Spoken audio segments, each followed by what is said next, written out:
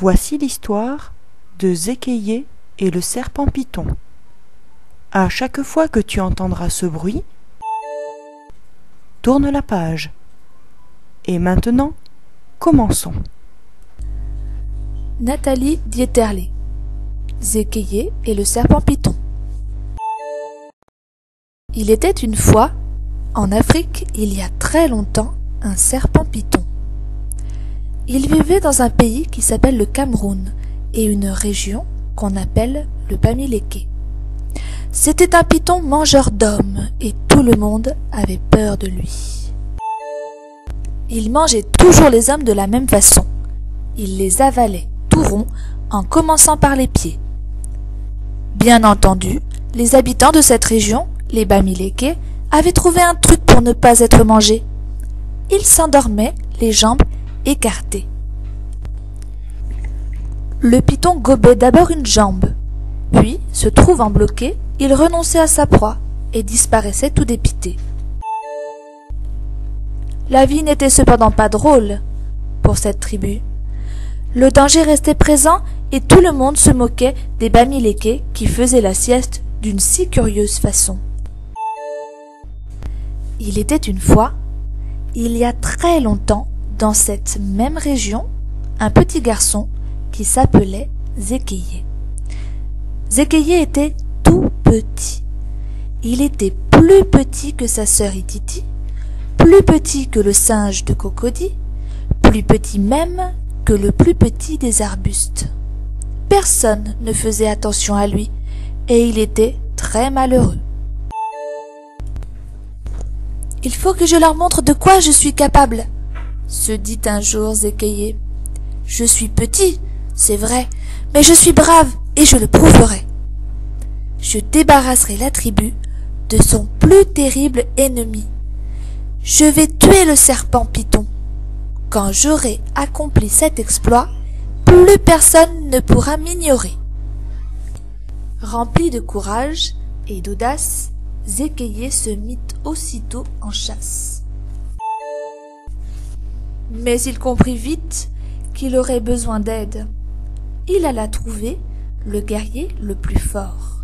« Je vais te montrer, » répondit celui-ci. « Rien ne résiste à ma machette, car je suis le plus fort. » Hélas, le python était plus fort encore. Zékéié alla trouver le guerrier le plus rusé. « Je vais te montrer, » répondit celui-ci. « Je connais la recette d'une potion que les pythons adorent. Cela s'appelle le dolé. Grâce à ce mélange, je ferai tomber le serpent dans un piège, car je suis le plus rusé. » Hélas, le python était plus rusé encore. Il se régala de dolé. Zékéié ne se découragea pas pour autant. Il alla trouver le guérisseur de la tribu, le grand sorcier Boutou, qui sait soigner les gens et les changer en cailloux. « Zékéié, Zékéié, » dit le grand sorcier, « sois malin comme une araignée. Tu es tout près du but. Écoute bien ceci.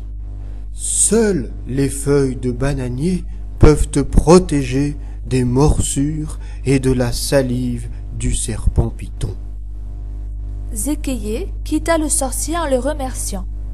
Puis il réfléchit. Le lendemain, il s'assit sous un arbre, les jambes écartées. À côté de lui, il avait disposé des feuilles de bananier, du dolé et une machette.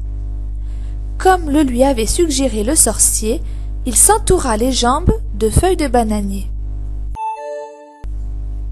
Puis il versa le dolé sur ses jambes pour attirer le serpent, comme avait fait le guerrier le plus rusé.